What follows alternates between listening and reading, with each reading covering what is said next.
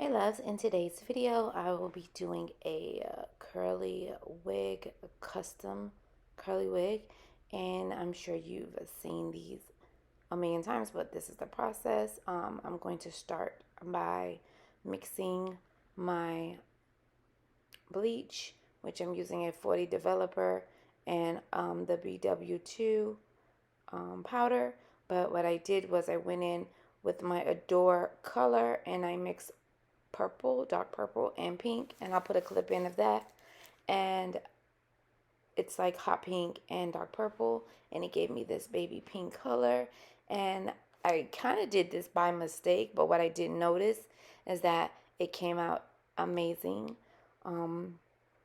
Because what it did was it kind of toned it down so the knots are not as orange. And I did go in and just change out the tool that I was using. I'm using the back of a fork right now to just spread it, and as you can see, the spread looks smoother. So that's what you want to do. You want to go in and spread it like you're spreading butter on bread, really smoothly. And you definitely want to start with the hairline first, but you do want to get your mixture right. That's key, because that'll help you get the right tone, and so you don't have to do the extra work with the makeup and all that other stuff. So this actually came out great, and I'm going to start using this mixture to do my bleaching formula, especially when I'm bleaching knots. So I did pick up some extra tools so I can do presses, and I thought I would show you guys from the hair store. But let's get into this wig right now, and I'm just going to show you like step by step really fast. The client did purchase this hair this color, and so this is what she wanted. It's her birthday, and so I went ahead and hooked it up for her.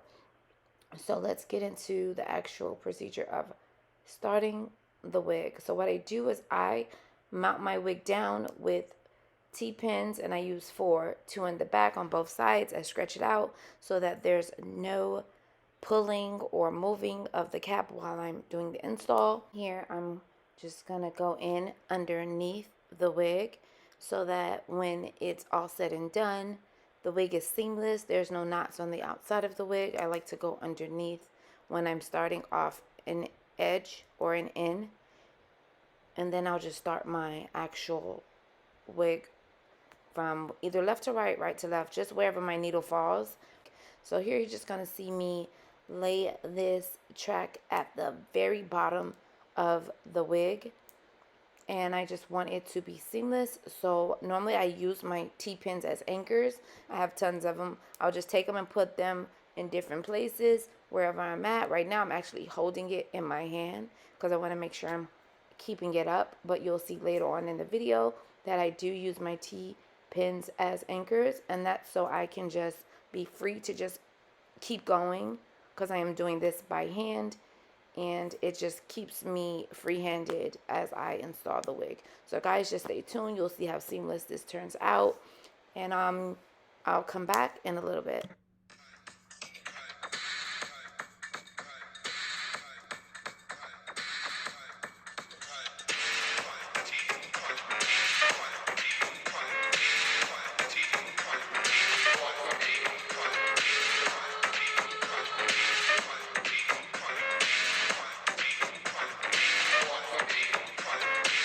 Under the jurisprudence of the soul, the mind, the body.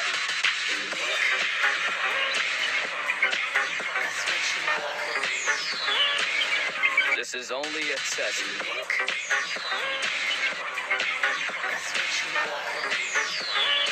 Number one, I'm the only one.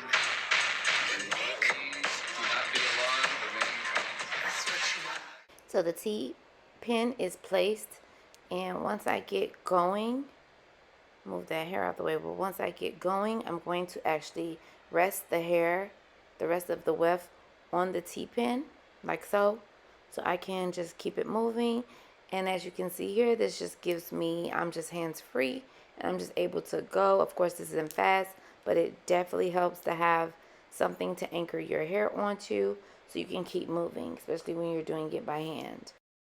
Okay, so now I'm on the actual closure portion of the wig, and super important, when I'm laying the closure down, same thing as mounting down the wig cap, I use 4 T-pins, and it's 2 in the front but lower, and at least like half an inch to an inch away from the actual wig cap, and then 2 in the back, and stretch. Also, when I'm actually stitching a closure, frontal, it does not matter. You need to give yourself a half an inch to an inch away from the actual beginning of where the hair, or not even the hair, but the beginning of the actual closure. You need to pull to at least a half an inch to an inch away. This is going to give you, right here, you can see it really well, a flat, flawless, laid down wig.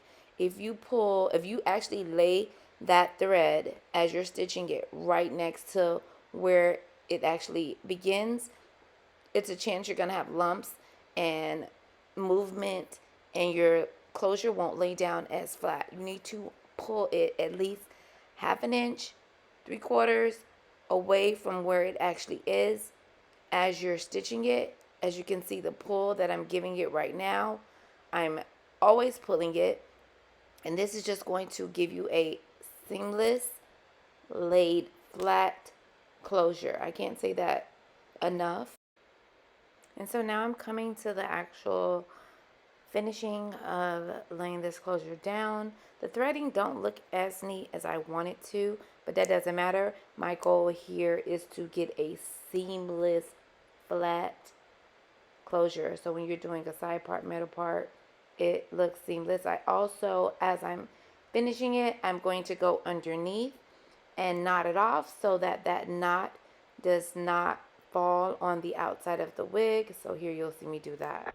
You wanna roll with a good girl, do it big, do it all for a good girl. One time, this is a song for the good girl. Don't sleep when you know you got a good girl. One time, you wanna roll with a good girl, do it big, do it all for a good girl. One time, this is a song for the good girl. Don't sleep when you know you got a good girl. One time, you wanna roll with a good girl, do it big, do it all for a good girl. One time, this is a song for the good girl. Don't sleep when you know you got a good girl. One time, you wanna roll with a good girl, do it big, do it all for a good girl. One time, this is a song for the good girl. Don't sleep when you know you got a good girl. One time, you wanna roll with a good girl, do it big, do it all for a good girl. One time, this is a song for the good girl.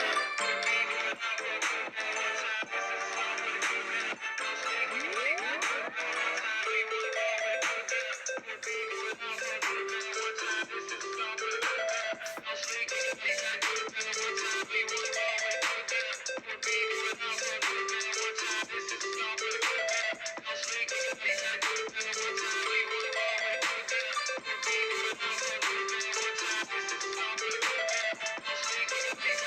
girl. One time, this is a song for the good girl. Don't sleep when you know you got a good girl. One time, you wanna roll with a good girl, do it big, do it all for a good girl. One time, this is a song for the good girl. Don't sleep when you know you got a good girl. One time, you wanna roll with a good girl, do it big, do it all for a good girl. One time, this is a song for the good girl. Don't sleep when you know you got a good girl. One time, you wanna roll with a good girl, do it big, do it all for a good girl. One time, this is a song for the good girl. Don't sleep when you know you got a good girl. One time, you wanna roll with a good girl, do it big, do it all for a good girl. One time, this is a song for the good girl. Don't sleep when you know you got a good girl. One time, you wanna roll with a good girl, do it big, do it all for a good girl. One time, this is. I do cut my lace in a zigzag motion, as you can see here. If you do want to see a more detailed install, I will be going back to wearing my wigs, but we have to wear our wigs flawless, ladies. Let's like cut the lace back some. The lace doesn't need to be a half an inch or a quarter of an inch in our face. They don't want to see the lace, and I don't want to see the lace.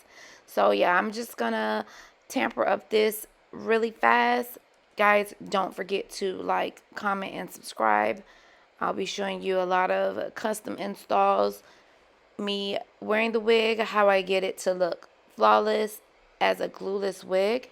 She turned out gorgeous. Thumbs up this video, subscribe guys, and I'll see you in the next one. Do it big, do it all for a good girl. One time, this is a song for the good girl. Don't sleep when you know you got a good girl. One time, you wanna roll with a good girl. Do it big, do it all for a good girl. One time, this is a song for the good girl. Don't sleep when you know you got a good girl.